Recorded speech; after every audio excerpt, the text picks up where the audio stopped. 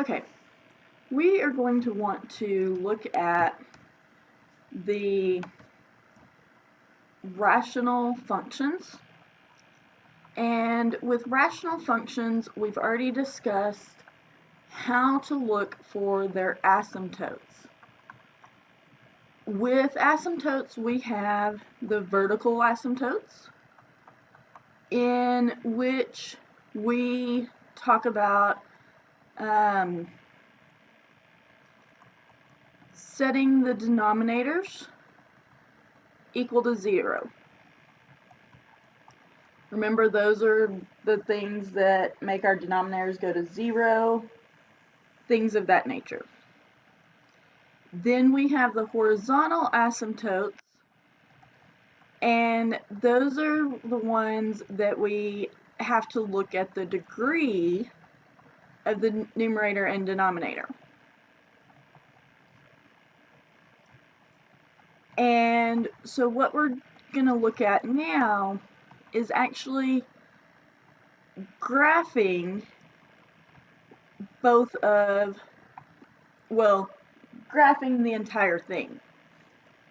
Drawing in the asymptotes and graphing the entire rational function. When we're graphing a rational function, there's a few things that we need to be able to identify. So, first thing that we need to look at we need to identify, of course, our vertical and horizontal asymptotes.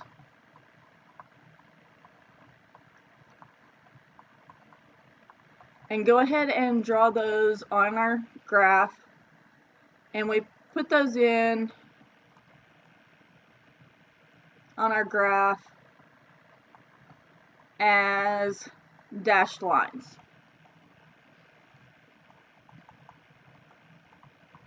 So in other words, we put those in as dashed lines because those are what we cannot touch.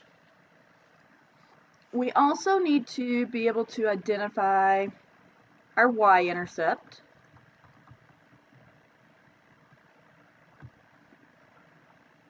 Meaning, remember, we plug 0 in for x and solve.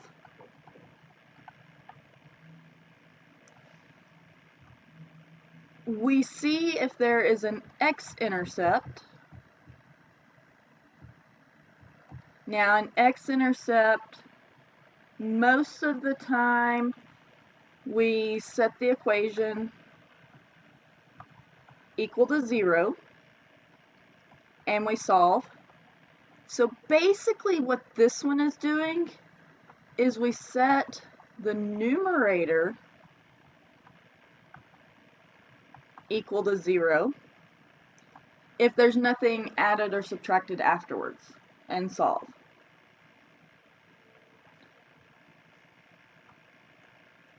And then fourth, we're going to plot points in each area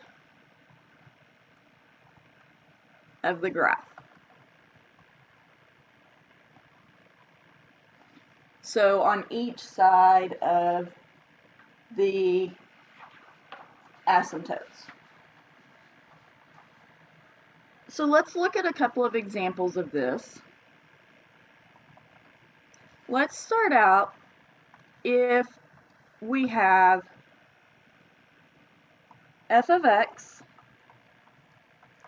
is equal to an x squared minus x minus 6 divided by an x squared minus 5x minus 6.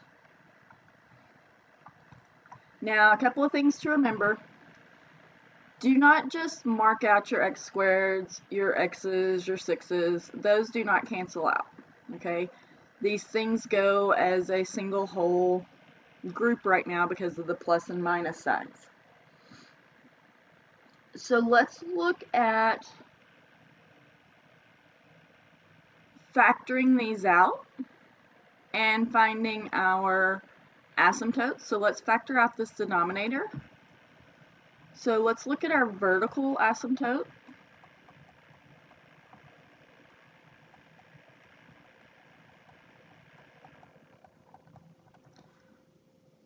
So we set x squared minus 5x minus 6 is equal to 0. And you could use the quadratic formula if you wanted to, because sometimes it won't factor out.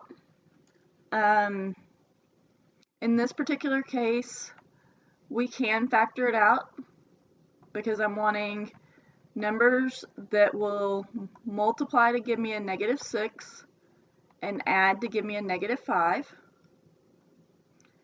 And those numbers would be a negative 6 and a positive 1, because negative 6 times positive 1 would give me a negative 6. Negative 6 plus 1 would give me a negative 5. So I would get x minus 6, x plus 1. So I'd have x minus 6 equal to 0. So x is equal to 6.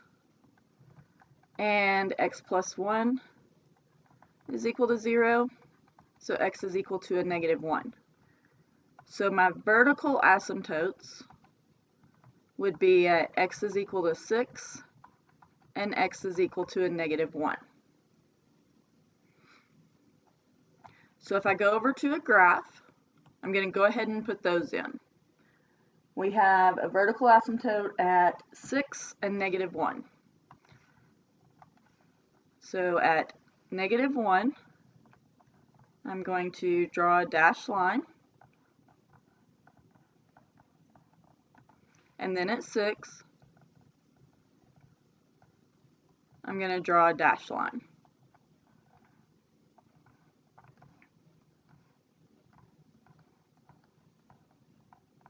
Okay?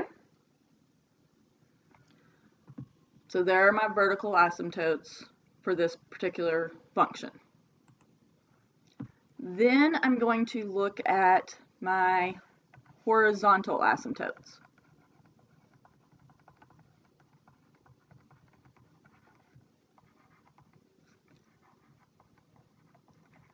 And when I do that, I am going to look at the degree of the numerator over the degree of the denominator. And in this case, since they are in standard form, I look at the largest exponent, and they are the same. So since they are the same, my vertical asymptote is y is equal to leading coefficient divided by leading coefficient. And in this case, my leading coefficient on each of them is 1. So I get y is equal to 1 over 1, or y is equal to 1.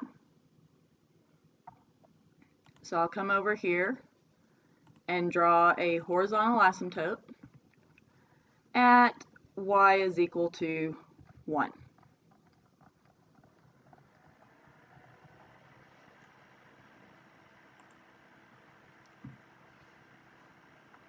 Then I'm going to find my y-intercept,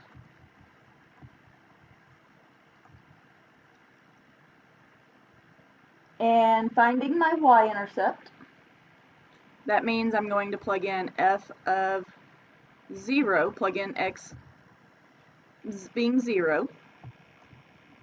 When I do so, that's going to become 0 squared minus 0 minus 6 over 0 squared minus 0 minus 6.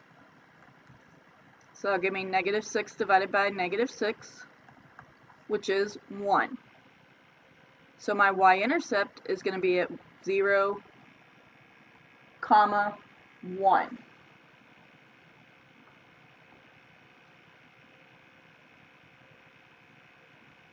So what do we notice about this. My y-intercept is actually on my asymptote, which, if you recall, this can happen in the center section. This is going to be a crossover point, and this can only happen in a center section, but I can cross over. Now let's look for my x-intercepts. My x-intercepts are going to be where I set the entire thing equal to 0. And wherever I set the entire thing equal to 0, what's going to happen is I need to get rid of this denominator. So I multiply both sides by this denominator. And wherever I do that, well, this side goes away, and 0 times anything is just 0. So I'm strictly looking at the numerator now. 0 equals the numerator. And again, I'm going to factor. I want numbers that multiply to give me -6, but add to give me -1. And in this case, it's going to be -3 and +2. So I get x minus 3 times an x plus 2 is equal to 0. So I get that x is equal to a 3, and x is equal to a -2. So I have x-intercepts at 3, 0, and -2, 0. So I come over here and I'm going to put those points on my graph at -2 and at 3. So you'll notice over here I have a point, and so I already know that this one's going to come here, because on this side I can only be above or below this horizontal asymptote. In the middle, I can be both sides, or I can be on one side. On the right hand side, I can only be above or below. So now what I need to know is basically what happens here, and I need to look and see, since I do have this point, I pretty much already know that this is going to come and do this. Since my crossover point is over here, it's not in the center of this area, it's over on that side. If it's going to stay on one side, it'll be in the center, because it'll look more like a parabola. Okay?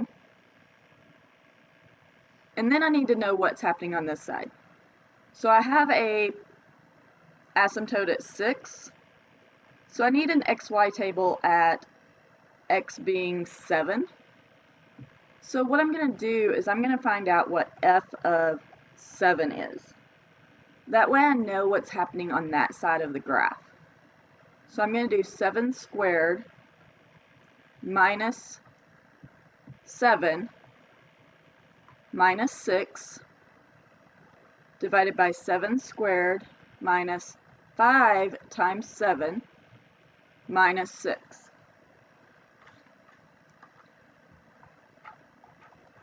So 7 squared is 49. Minus 7 minus 6.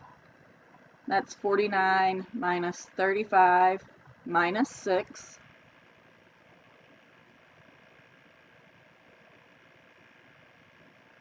So I'm going to get 36 on the numerator, and I'll get 8 on the denominator. And so I get a positive 4.5. So if I get a positive 4.5 at 7, here's 7, I'll get a point right here. So that's going to tell me that I am going to be up here. Now again, I'm not looking for precision on these. I am more looking for, where are my graphs? Are they below my asymptote or are they above my asymptote? In the next video, I will do another example of this.